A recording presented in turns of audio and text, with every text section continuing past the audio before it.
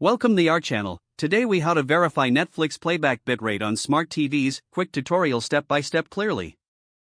To verify Netflix playback bitrate on your smart TV, start by ensuring your smart TV is connected to the internet. Open the Netflix app on your smart TV. Select any title to begin playback. Once the show or movie starts, pause the playback. On your remote, press the following buttons in order: up, down, left, right.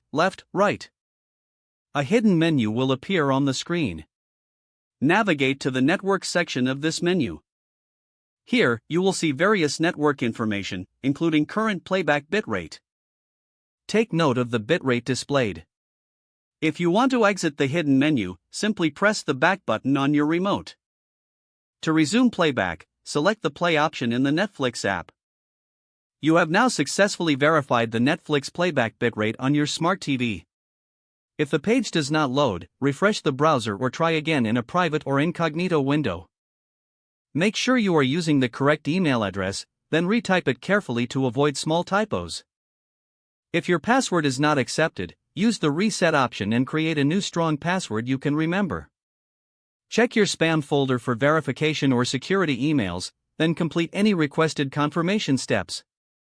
Enable two-factor authentication if available to improve account security and reduce unauthorized access risk. After signing in, review your profile details so your contact information and settings are accurate and current.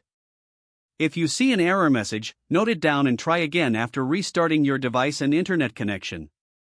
Log out when you finish, especially on shared devices, to keep your account and payment information secure.